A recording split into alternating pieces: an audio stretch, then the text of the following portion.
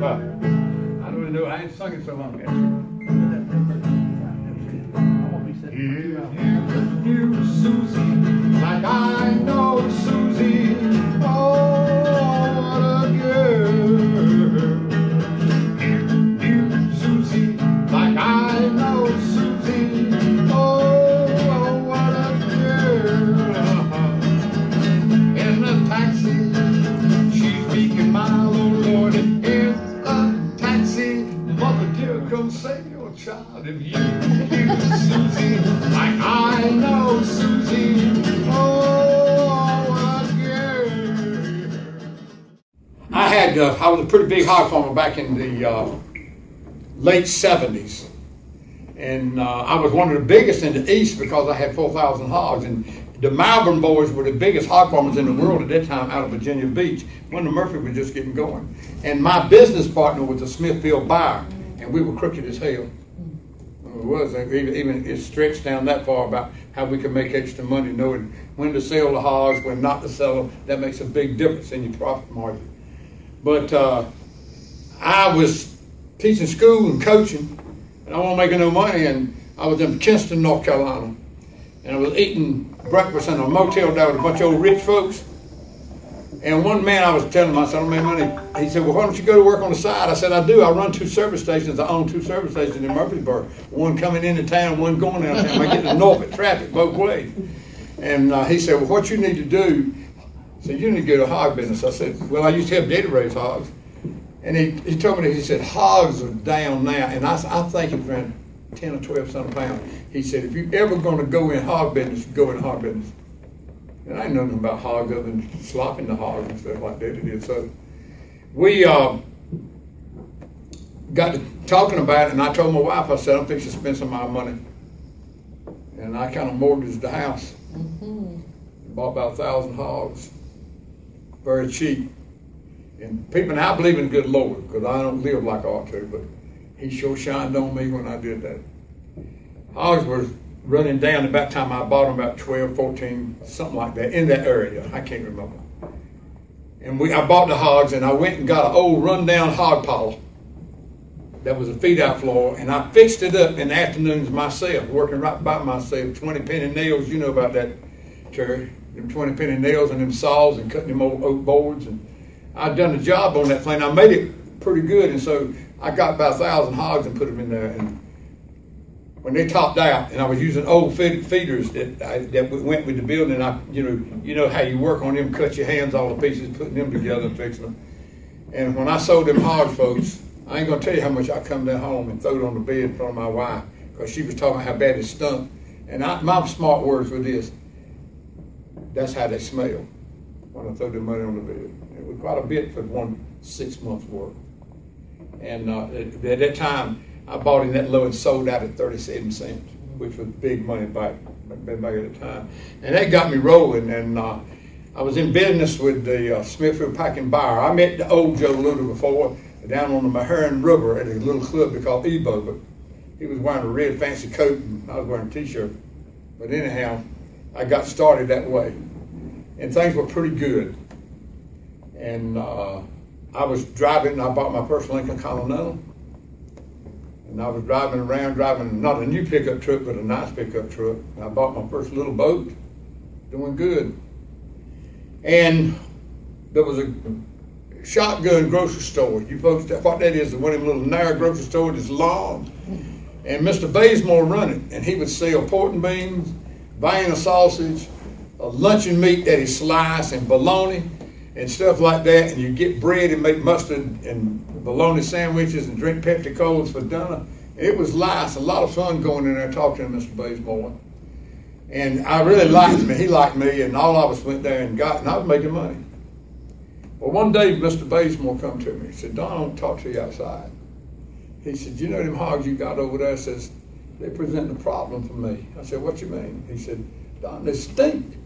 I said, well, yeah, I know they stink. He said, but what's happening? Says, I don't have much business here. And this is all me and my wife have got now. And a lot of my customers come up to the front of my store, and if they open the windows and it's stinking, they go on to Murfreesboro, North Carolina, and shop at the IGA there. and they don't buy that little bit they would buy from me. And he said, if there's anything you can do to stop that odor and these flies, I appreciate it. And I have been going around bragging that when people say, how do you stand it out there? Because that was the biggest hog operation around. And I said, it smells like money. Boy, I'm putting on myself. That's true. That's what I did. And I got to thinking about Mr. Bazemore. So down the dirt road from my house, I lived in the city and I didn't smell it. Down the dirt road from my house was a African American, about 65 then. He's younger than I am now. I was younger then too. And his name was Mr. Lewis. Mr. Lewis come out to the dirt path one day and waved me down, and I talked to him several times. He says, Don says, we don't want to upset you. He said, you've been real nice to us. You always help us if we need it. He said, but can't you do something about that odor? He said, you know, we ain't got an air condition. And said, when we sit out on the porch sometime late in the afternoon, the flies and the odor, when the wind's blowing right, it makes it miserable for us. And says, I ain't got much longer to live. I don't want to live like that. He said, can't you do something? I said, well, let me try. Well, I put my head together and I couldn't figure out anything. So I went to the county Department of Agriculture. And they said, oh, there ain't no problem, Don. He said, you get some yeast and put it in them, he called them lagoons. I did too then, but I later on named them cesspools. But I got the yeast and I got me a small V-bottom aluminum boat that belonged to my business partner. And we got the yeast and got a 5-horsepower Johnson and put on the back of that boat. And I went out in them cesspools and I spread that yeast and I stirred her up. I mean, I stirred it up. I got through, stirred up both places. I cleaned out the boat motor, cleaned the bottom of the boat off, got everything fresh, put it somewhere, and I went to Nags Head, North Carolina to enjoy myself with fresh air. I come back, and I don't remember exact number of days. I think I got back, and the first time I'd gone down, I had somebody look at it, was on a Monday. And so I didn't smell it because the wind was to my back as I drove up at Mr. Bazemore's place. And I got out and I went in there and I said, how's it doing, Mr. Bazemore? And Mr. Bazemore says, Don says, the people here in the community found out what you did, and they said to tell you, thank me for trying so hard. I said, but whatever you did, please don't do it no more. And I knew what I had done then, and then when I got down there and got on the other side of the hog operation and smelled it, it was worse than it had ever been, you know, when I got on the wind side. And then I got in my truck and went down to see Mr. Lewis. And Mr. Lewis, I said, Mr. Lewis, you smell it? He said, my God, says, I wish I hadn't said nothing to you. It was good. And it was bad. I mean, it was really bad. And so I got in my truck and went on and did my business, you know, kept on going. The whole time I was trying to work in the hog operation, the back of my mind, y'all had that happen to you before too, the back of my mind was telling me something. Even though I wasn't thinking about hogs, there was something worrying me. Then I got in my truck probably about 2 or 3 days after I talked to Mr. Lewis, and I left there and started toward my nice brick home, where I would take my clothes off and put in the garbage can because I didn't go in the house alone. And on the way home, I got to thinking about my mother and father who were getting old. And I said to myself, suppose somebody was doing mama like that. Suppose somebody was doing my daddy that way. I turned my truck around and went back to Mr. Lewis. I looked him straight in the eye. I said, Mr. Lewis, tell the neighbors to please give me 6 months to a year, and they won't be smelling my hogs no more. I drove over to Mr. Bazemore's and I told him the same thing. Then I went and told a man that hated it, my business partner. He said, well, I need you. I said, you won't have me no more. I said, I mean, I own half of this land, I own half of that, and I own half of that. I want it shut down.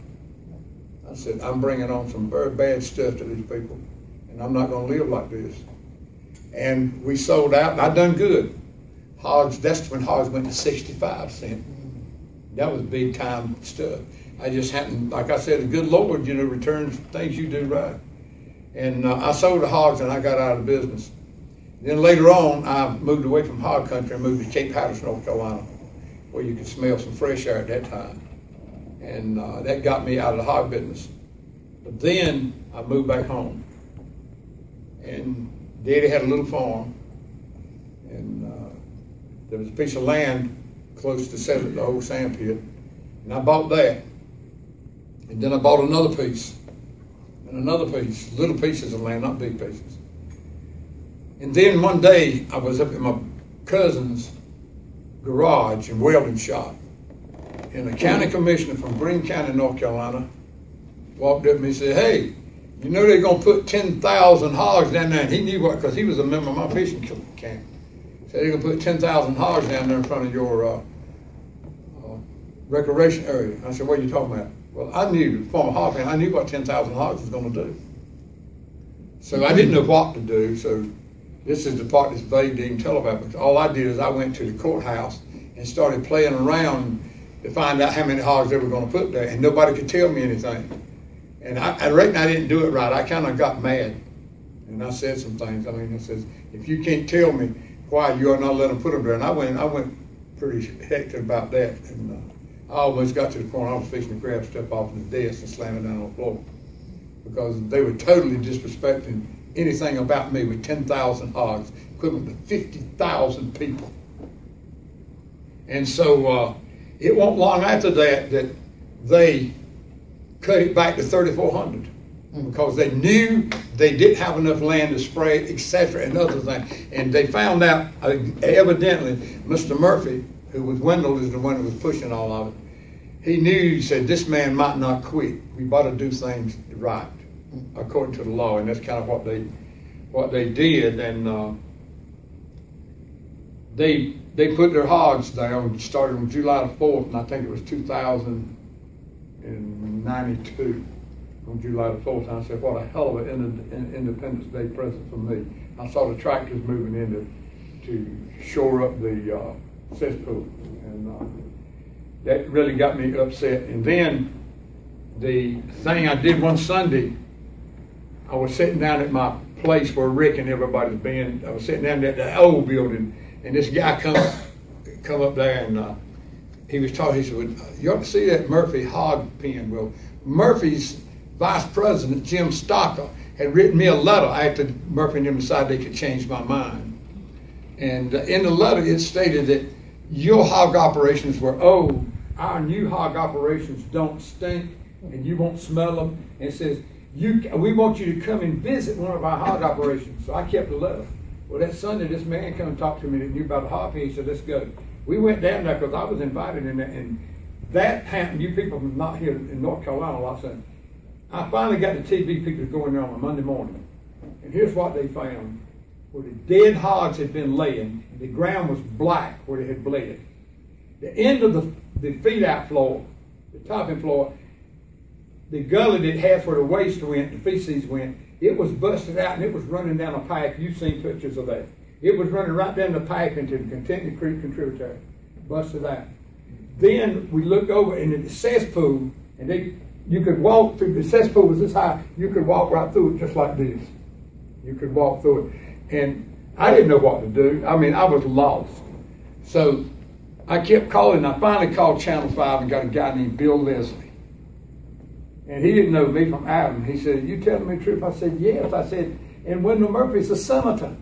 I said, "But the health department," I called them, and they just told the hog people, they come and removed the hogs and left the dirt and stuff where the debris and all stuff was. And I said, but they hadn't got, so Bill Leslie come down on Channel 5 that Monday morning, and we just drove back there, and they took pictures you wouldn't believe. And for 5 days, and Rick, I don't remember if you remember that, in 5 days they run stuff about that hog pen, and it was bad. Murphy was in Chicago at a hog meeting, so that gives you his tie with international stuff that he wanted to do way back then.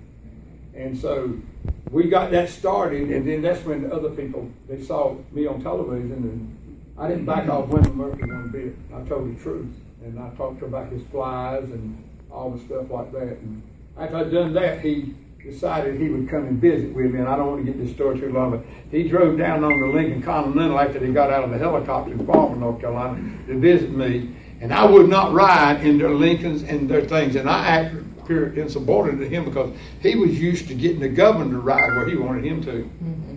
But I told Mr. Murphy, I said, "I will not ride in your Lincoln. You will ride my 1982 4-cylinder straight shift Love Chevrolet truck, and we don't go nowhere." And I said, do you think I'm going to try to hurt you? He said, well, no. So we left.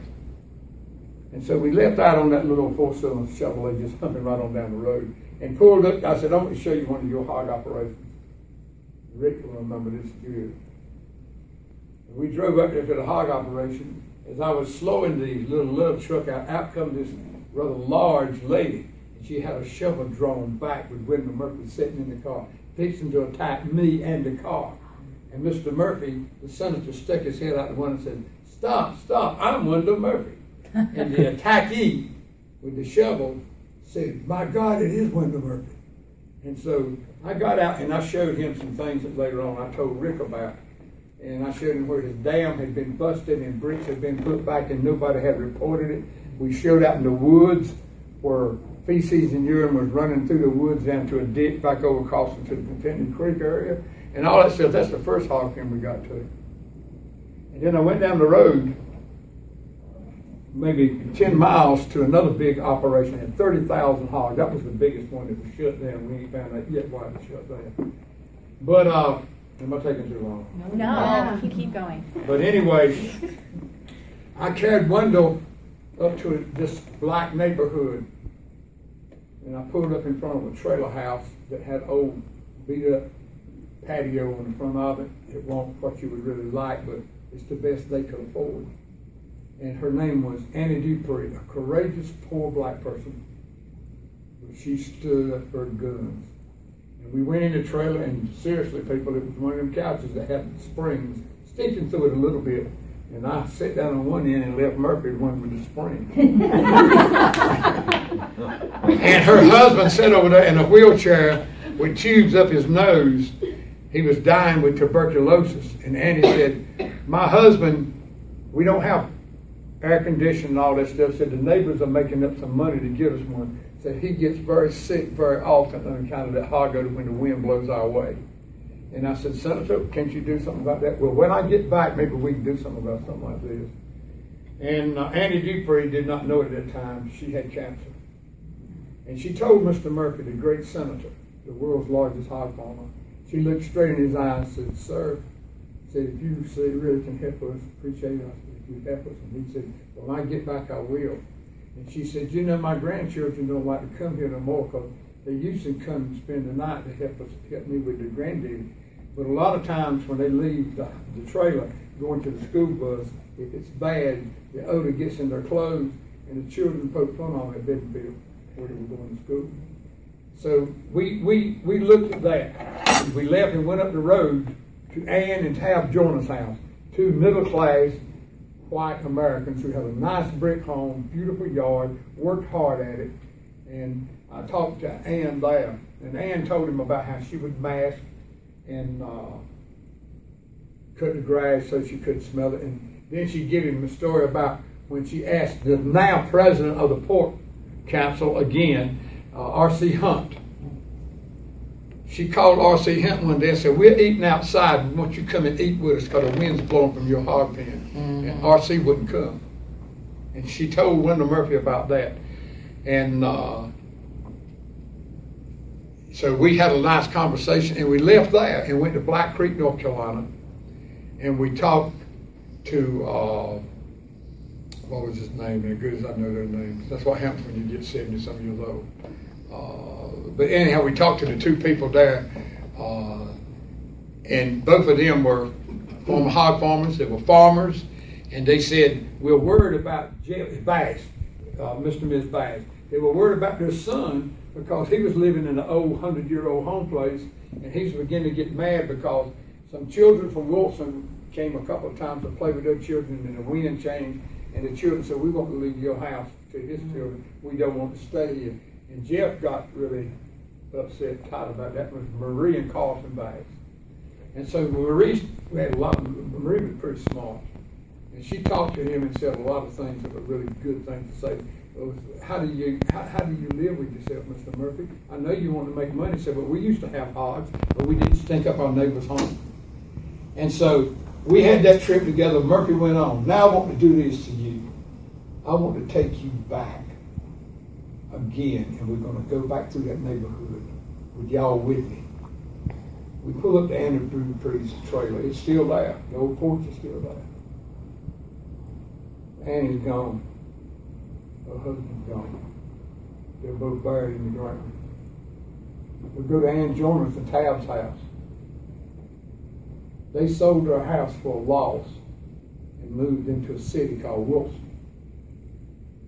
And we went there and did it in Wilson. So we ride over to Wilson to see Ann and Tab Jonas, who were really affected heavily by that odor and the stress factor.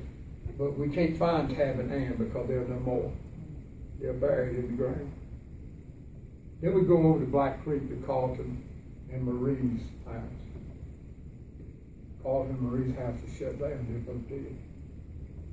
The only two people in that venture that's alive is me and Wendell Murphy, and we didn't live by hogs like they did. Now I know I can't make any accusations about that, but that's my venture there with Murphy, and then I met with him one or two other times, and the only thing I can say is I'm like Larry Baldwin would have been, I'm like Terry would have been, and I'm like Rick and the rest of you would have been. I let him know where he could go real quick about trying to get me to change my mind. And so that was about the end of that, and he never kept his word. And then we dealt with Charlie Alberson. Rick knows about him. They know about all that stuff. But I got involved in fighting it, and two things I learned. The first one was this. I was raised in North Carolina. I was raised with young black men that weren't welcome across the railroad track. I live right on the railroad tracks. And they weren't welcome to come across the railroad tracks. And in Wilson, North Carolina, at the courthouse, at the drinking fountain there, it had a thing called colored and white. Well, those African American people knew back then that they weren't being treated right. But they couldn't do nothing about it. As hard as they tried, they couldn't do it, but they did keep trying. And that's something I learned about the hard business. I got in a situation. I know we were right. You know it's wrong to pollute the water in any way. It's wrong to pollute the air. It's wrong to stink up another family's home with feces and urine. We all know that's wrong. Even the President of the United States knows it. The past president, the governors, they all know that's the truth. Why do we even have to fight? Why do we have to get up and spend our time fighting for the rights that the Constitution of the United States has already given us, and men and women have died throughout the ages to see that we could live like decent human beings. And now those that have to live near a feces factory, and that's what they are, feces factories, who cares about us? Our legislators talk a big game, but they don't care about us, because if they cared about us, they would take some action. It's not hard to figure out. Terry Spence and all of you have worked many, many years, many hours that you could have been home with your lovely wife and daughter, fighting to try to make things better for all of us. From one state to the other. I remember once somebody in North Carolina asked me, said, why do you go out to Iowa? Why do you go out to the other place? I said, because they are my neighbors. We are united as one. But what I learned about the African American thing was that now I'm being deprived the way they were. You're taking my rights away from me, and I know I'm not lying, I'm telling the truth. And that was one of the things that I had to learn through this. And I could go on for hours. But the good thing about it is this, and I mean this from the bottom of my heart, and y'all are the same way. I've met people like you all over the United States. And it's been a blessing to meet the kind of people I've met. People that care about their neighbors, that understand when you're doing your neighbor wrong. And they understand about that saying, do unto others as you would have them do unto you. You're around, baby, and call my name. You walk the floor,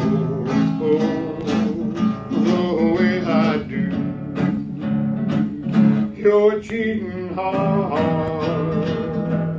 will tell on you, tell on